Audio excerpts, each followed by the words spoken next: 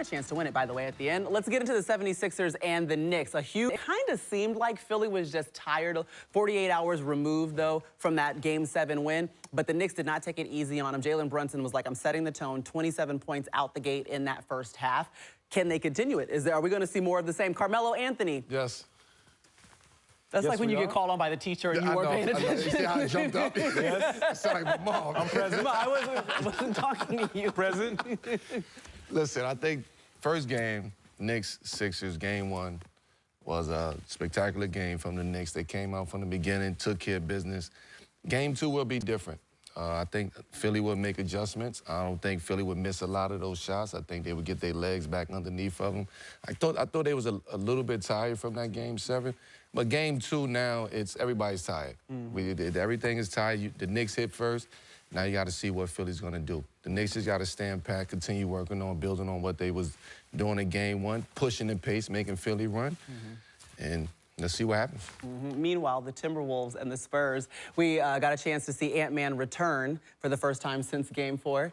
And he really wanted to set the tone, but he was disappointed in his performance, his turnovers, and giving up off the board. She was the trickery.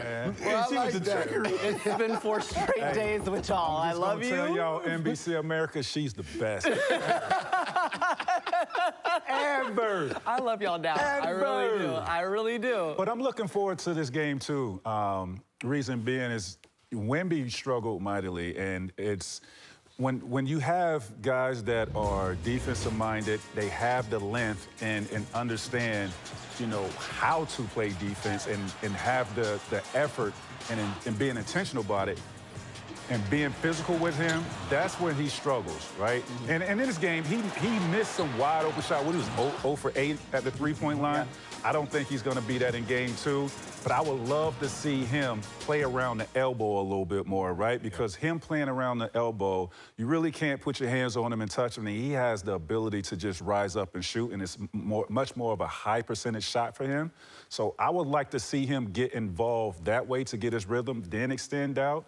But their defense, man, Minnesota, like long, lanky, they have 4 guys, 6'10", that they could just keep throwing bodies at him and giving him different looks. So I'm going to see what the adjustment is going to be for San Antonio in Game 2. I also think he was anxious, ready to get going, and he was rushing.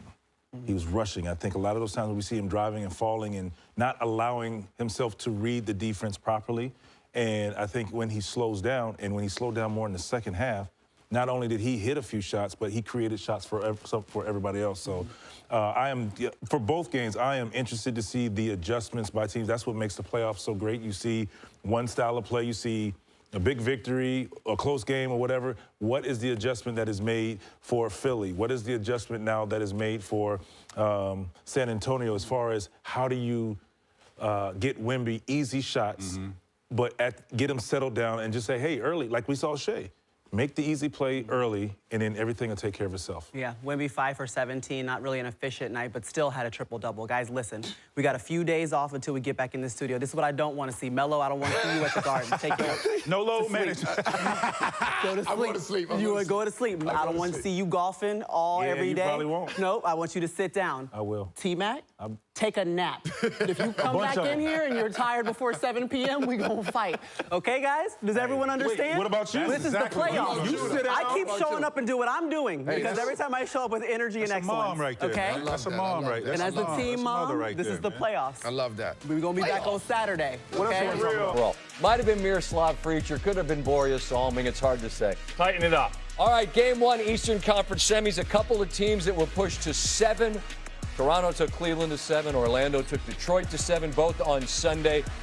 Sure he does. 19 for Robinson. Harden on the other end. All right, you can take those 2 with you. Part of a 9-0 Harden run. We're tied at 93.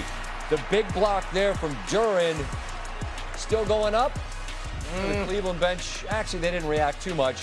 On the other end, after the Pistons got a bucket, they're about to get another. Cunningham, the lead for Duran. Pushes the lead to 4. Next Pistons possession, Cunningham. Duran rocks the rim again. He had 11 points, 12 boards. The lead is 6. This is a sequence of one possession after another. Bucket, bucket, bucket, bucket. Cade with 23, it's a 7-point lead. Here, Danish Jenkins will get the rip. That'll do it. 23 from Harden, 22 from Mitchell. Not enough. Pistons take the first by 10. Here's Cade after the Game 1 dub. Yeah, we've been through a lot. Seeing a lot of scenarios in the game and stuff. So just reading how they were guarding us and trying to get the best shot possible. That's all that was. So we did a good job. Before the game, I asked you what are some of the benefits that you could take away from that 7-game series. The way this team started and the way they was able to execute at the end after the game was tied, how much of what we saw was a testament to that? I mean, all of it. Understanding what the moment needs and what's called for, and then having the poise and confidence to go out and execute it. And, playing in 3 basically elimination games, you understand that. You understand, how important starts are, the urgency. You understand, how to close and how to finish and how to get to your spots. And then you grow belief that you can. And I think that series did a lot of that for us. No surprise that Cade Cunningham once again powered the Pistons 23-7. He's played 14 postseason games in his career. He scored 20 or more in all of them, the 4th longest streak in NBA history, trailing Kareem, LeBron, and Anthony Davis. As for the other side of the ledger, here's what the Cavaliers had to say after fighting back to tie it, but coming up just a bit short in Game 1. You look within first, and you look at my turnovers, and a lot of them were just on me and nothing they did. So, and, which led to I don't even know how many transition points they had, but it was way too many. And, I mean, if I had to put my print on one thing on the game, that's the game right there. I mean, how many points they had in transition? Off our turnovers? 20, there you 31. Go. That's the game. It's nothing else. Shanae Ogwumike is with us to discuss this Detroit-Cleveland semi-Game 1. And Shanae, it is a 93-all game with 5 minutes to go. It comes down to winning time, and the Pistons score on 6 consecutive trips. That type of efficiency in high-stakes moments is a differentiator. What did you notice? What did they get? How did they get it? What they got was finally Cade Cunningham some help. Because I was saying going into the series, we need to give our guy, the star of the Eastern Conference, some icy hot, especially for his back, because he's been carrying his team, especially with winning time. Instead, if you see those possessions, I was so impressed with Jalen Duren.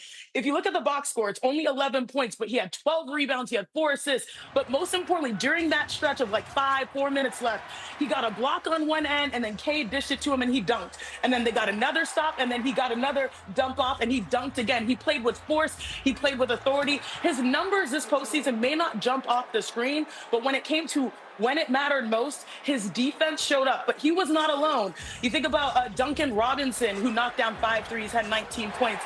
And also Tobias Harris, who they affectionately called Unk. Now, what's funny to me is Tobias Harris, he's actually had 6 straight games, I believe, of 20-plus points, which is impressive.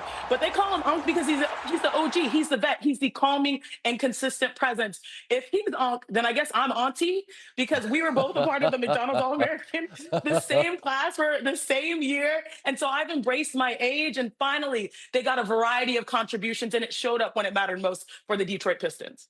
Funny thing how that works, Shanae. You wake up one day and you're on the Unc and Auntie side of the aisle. It's not a lot of fun when you get. Wait till you're the grandpa, man. You're not there yet, Scott. You're not there yet, I don't Scott. know. That's another story for another day. All right, I want to ask one last question on this game, because I was really interested to see that Cleveland front line. Mobley and Allen, I'm big fans of theirs, and I thought they might have a head-to-head advantage, and maybe they will over time. They didn't tonight. What did you notice in the front court matchup between Detroit and Cleveland in Game 1?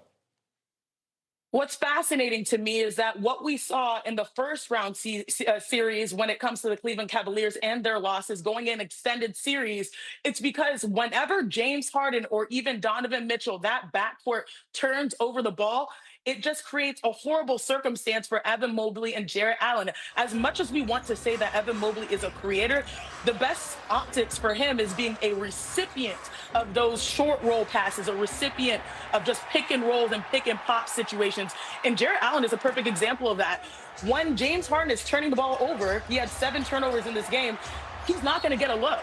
And that's why we saw in the first round series, those two combined for, I think, 11 points on nights where they had high levels of turnovers. Again, 19 turnovers for the Cleveland Cavaliers. That means that their big players are just not in rhythm. And so James has to take care of the ball. The Cleveland Cavaliers have to do better taking care of the ball. And hopefully that allows them to unlock the most important players to their success.